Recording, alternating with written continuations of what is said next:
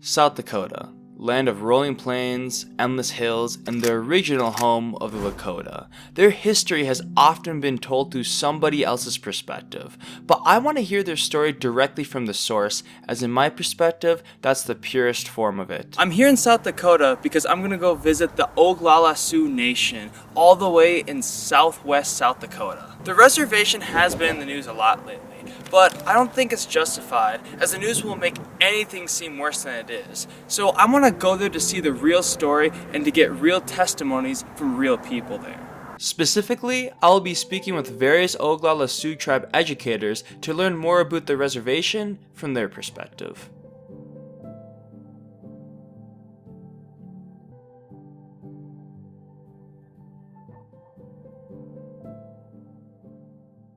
My name is Lisa Yellowhorse, and I am the current principal here at Ishnawi Iowa. I'm going to speak to the issues that the school faces, and we have a lot of students who don't have parental support. They don't have the family structure like most people have the family structure. Well, from my personal experience, I had many struggles, a lot of which the students endure here, in their own lives. And it could be based on anything, alcoholism, suicide, abuse, anything. And in some way or form, I went through that too. And my uncles always told me, because my parents were absent, education's important, and that is something that nobody can ever take away from you. We also are faced with a lot of alcohol and drugs here on the reservation, which is affecting, most recently they legalized marijuana on our reservation, and I think that gives our students more access to having marijuana, and so it's affecting our school here. There's also health issues. There's a lot of health issues, so everything that we've faced as students or as kids affects our health later on down the road. So that's why we've been through so much trauma. That's probably why the diabetes and the heart conditions and the health of our people has declined because of what we've experienced in the past. One of our main scourges here is diabetes. If you look at the food history of this reservation, go to that commodity house in Pine Ridge, commodities are the lowest grade possible food that you can give to humans. I mean, so you get, there's some stuff that it's just not edible to me. I mean, it's just like, wow, people eat this. When are we ever gonna be even recognized as human beings instead of, being called creatures? And why do people have to be so ignorant? And we're human beings, and we're just trying to make it too. No matter how many times our tribal people will go to Washington and talk about tribal fundings, college funding, school fundings, it seems like we're always begging. Why do we have to be like that? We do have a lot of students that are out getting their education, going to colleges, going to universities. We have a lot of students that would go off to college but would eventually return home and didn't finish their degree program or wherever they went to. It's a hard adjustment to leave home and then do coursework. I've been in special ed many years. First time in having, I worked with two boys, 3rd grade to 8th grade. First time in any school history that 2 students graduated as valedictorian and salutatorian from the exceptional ed program. That's incredible. Now they're both in college. So we did something good, I really try to encourage our kids, sit down and have a talk with them and tell them, well, what do you want to do when you grow up? What are you going to do after 8th grade? When I look back at the class that I graduated 8th grade with, I looked at a lot of factors of why they didn't even get a high school diploma, why they didn't get a GED, and so I started taking all these factors in and thinking about it. And so that's why I really encourage these younger ones. You should think about what you're going to do and make a plan. And it's okay to leave, and then it's okay to come back. Or if you're going to stay here, then how are you going to make it? How are you going to be financially stable? You know, what are you going to do? And here's like your basic options. And that's basically education or working as a janitor, fast food worker, you know, just things like that. And I'm like, sometimes that's always tell them, make your plans. Figure out what's going to work and what's not going to work. There's things that people are doing, but nobody knows about it because it's like nobody tells that story of people that are doing, you know, because I know of my former supervisors. She became a doctor like a couple years ago, and then my former principal has also became a doctor.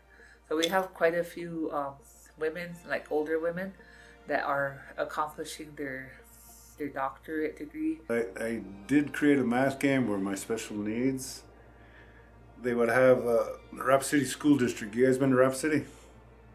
No? Rapid City is like the bigger city here on the western end of South Dakota. Across you got Sioux Falls. Rapid City, they would bring their certified teachers because now you have to have that cultural component in to get your teaching certificate renewed. And that cultural component, Lakota, Dakota, Nakota. So they come here and he brings his teachers, the director, he'd bring in here and he'd take them to my classroom. And every time those teachers, I'd introduce that game, my special needs, none of those teachers from Rapid City could beat my students in that game. It's incredible. I mean, because I think it's that tie, that game, and that's part of our culture. I would ask somebody probably from the student council because they had a lot of great ideas on, like, what do you see our community struggling with? And they sat down in a group of all high school students. Ours was the youngest group. They sat down and they made a plan. And one thing they said was, we need to bring a drug dog into our school. A lot of people get caught for drugs. So we said, okay. And so now that's going to be implemented because they thought that, you know, this might help. But a lot of our kids are struggling, you know, they don't have nobody to talk to at home. Nobody talks to them about things that happen at school, you know. Like most parents do that out in America. They sit down and talk with their kids, have that heart-to-heart talk. These kids don't have that at home. A lot of them don't have it. So they come here to learn how to talk about their feelings and how they feel. And so I think, yeah, part of it, I think education would help deal with a lot of those. But then we just need more funding, more money, you know, more staff, more people to help out. I think it would be really helpful if we got more teachers to come in, especially our own tribal members that are working towards their education, you know, to come forward and work at a school. And I realize it's not just our school because I do pay attention a lot. I noticed that there are tons of job vacancies everywhere at our schools here. And even when I worked for the Oglala Lakota College and I was a counselor there, and I was the one that would help the students there, which are most of the students' grandparents and aunties, uncles here, then I would help them set that path. And then a lot of them do go into education. And I'm like, apply over there, apply here, get your experience going, you know, and I always try to help them work at school so they can see what will work and what won't work. Unemployment here is 80-85%. It's been like that years. Depends on the season. 85% unemployment. Can you imagine that? Yeah, 17 out of 20 are unemployed. So a lot of families receive, you know, some help from the public or government. We can't even hardly find bus drivers. We have the money for that, but like why is are we having that issue with shortage of bus drivers? And then the teacher shortage too. That's another thing. With the treaties, they don't uphold them and honor them, and they leave us with scraps. So every term that a new president gets in, they constantly fight with that, and it seems like it's going around and around and around. And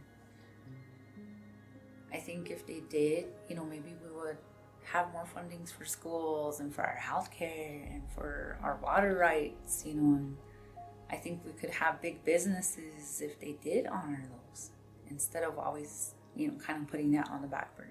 So from here to Little Bighorn, I took some students. I said, "This is a long drive." I said, "Imagine our ancestors. This was our territory, the Black Hills, all the way up to Crow." They're like, "Wow!" I said, "Imagine our warriors. We had to patrol." So it instills in them the pride. That's what I focus on. It's not about war. It's about the pride that we have, and it's still there. Now we just got to ignite it. I personally learned a lot throughout this whole entire documentary, and I hope you, the viewer, have as well. Because honestly, this was a very eye-opening experience, and it's something that I want to continue to do, as I got a little piece of the puzzle, but I want to get the full picture in Pine Ridge. So if you live in Pine Ridge, or you know anybody that lives in Pine Ridge, please reach out to the email I will link in the description, because I want to get as many stories as possible to get the true full picture and the true full story of the reservation. Also, if you're a politician from Pierre, I would appreciate if you guys would reach out as well, as I want some testimonies and stories from the people in office in South Dakota, because I believe they should get a voice as well in this matter. So hopefully I'll be back soon, as the story in Pine Ridge is far from complete, and I want to document every single aspect of it.